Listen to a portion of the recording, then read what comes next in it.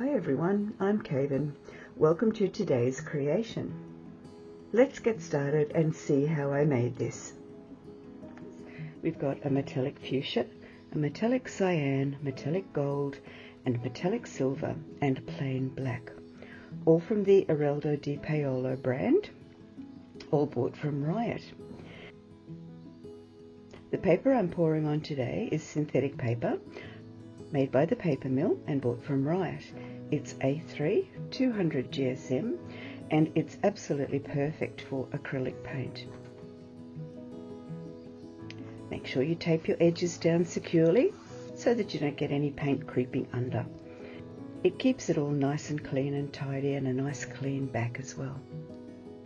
Into each of my colours, but not my black, I have a couple of drops of silicone oil from Mont Marte. My pouring medium today is 50% PVA, 25% water, 25% Floetrol. I'm going to be rollering out the background in black and then doing a flip cup on top. So let's get started and see what happens.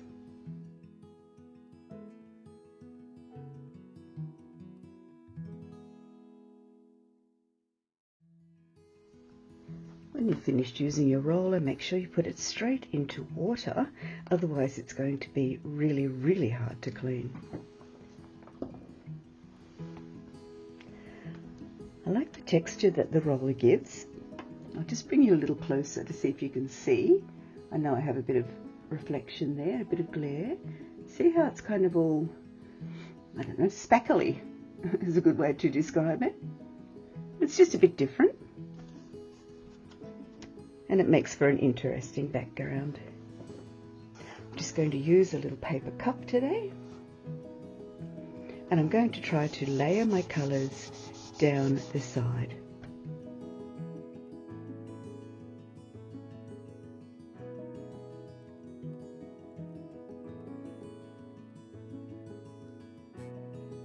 I'm not sure if you can see, but they're kind of layered one on top of each other. Here's our background, and here's our flip cup. I don't have a lot of paint in it, but I'm going to try to retain some of the rolled black negative space. 1, 2, 3, flip. Oh, not a single splash. As always, let it sit there a bit for all the paints to come down. And here we go. 1, 2, 3.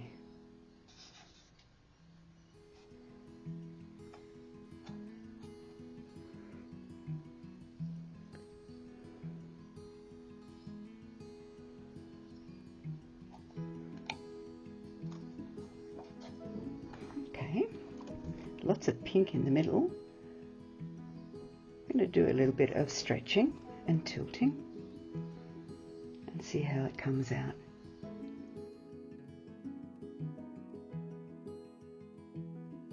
Getting some cute little fingerlings.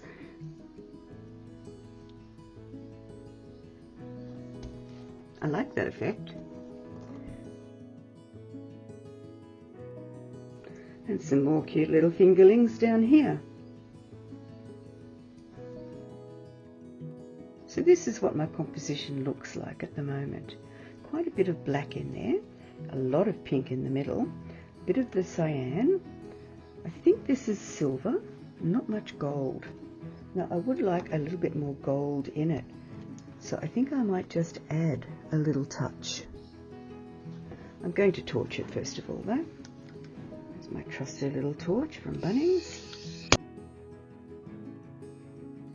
That should do it. I'm going to add a little bit of this Mont Marte Supercell pouring paint, just to see if I can define some gold lines just a little bit better.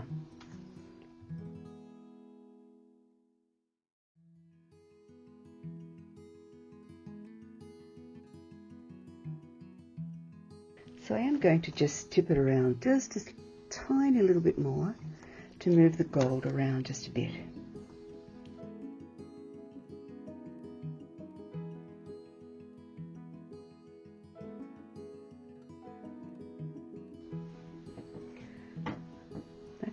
also going to just interfere with it a little bit. I'm going to use this little skewer stick, and I might just try for some very, very fine lines.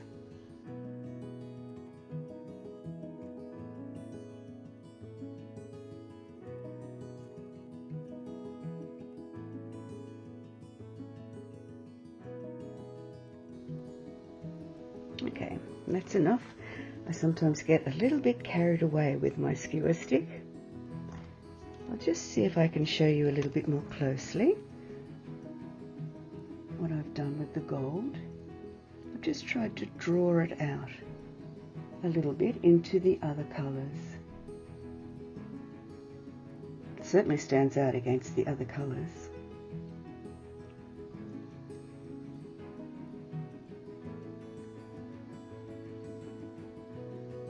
Okay, now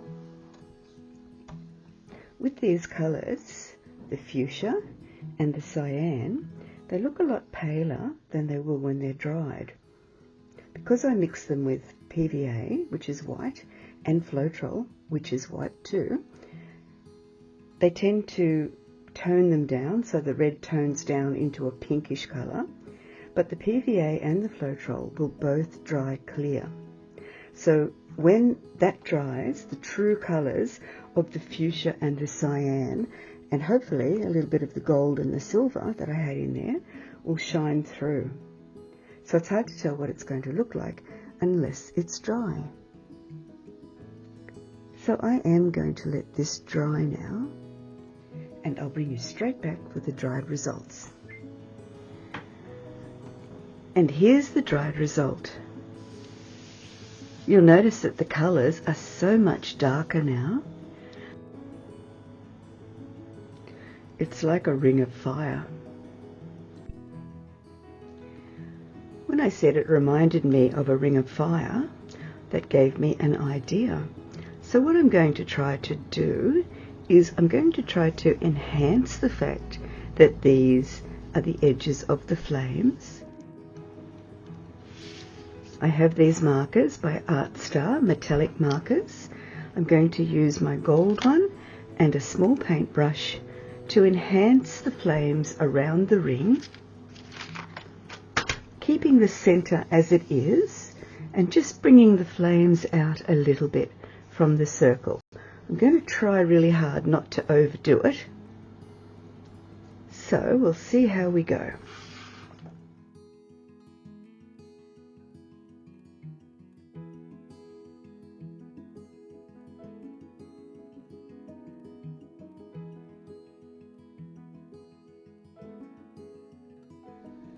This is the paint that I actually used in the pour, metallic fuchsia. I think I'll try that instead. When it dries, it should be the same colour as this in here.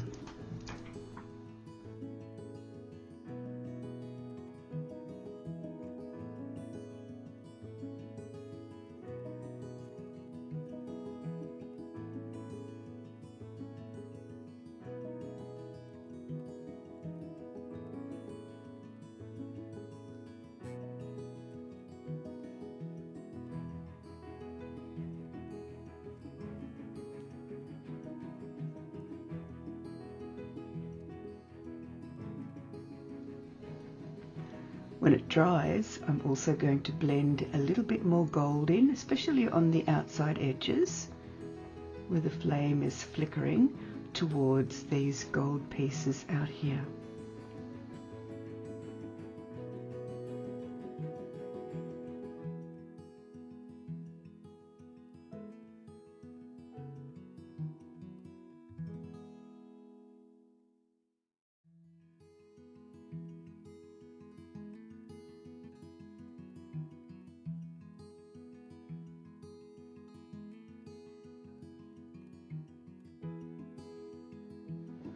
My flames are looking a little bit more realistic, but I'm still going to have to work on them a bit to make them even more realistic. I think we need some shading and some shadow, perhaps some shadows on the inside of the circle, and perhaps a little bit on the outside to really highlight the flame, and also a little bit within the flames themselves. I'm going to use my black Artistro pen. These are water-based, so it will be easy to blend.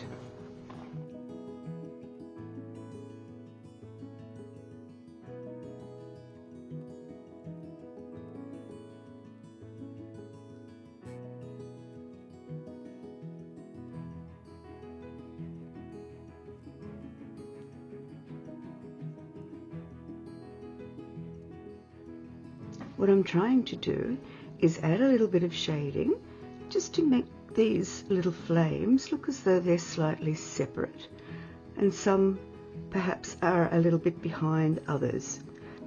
I'm also adding a little bit of darkness into the flames as well, again to try to make it look a little bit more realistic.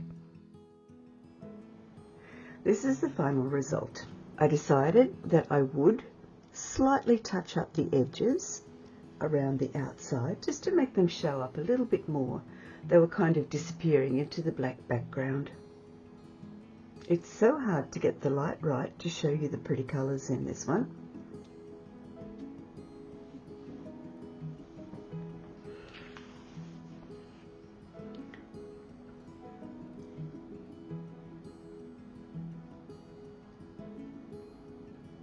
There's some very pretty cyan colours over there.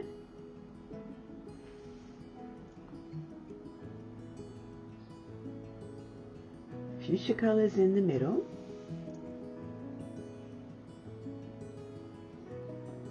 And kind of a bluish tinge over on the left side there. What do you think? To me it looks like the inside part of the circle here is coming forwards towards us. I actually thought that by adding the shading it would retreat into the background. I'd love you to let me know in the comments below what you think about this painting. I'm really happy with it now, and I've decided to call it Inferno.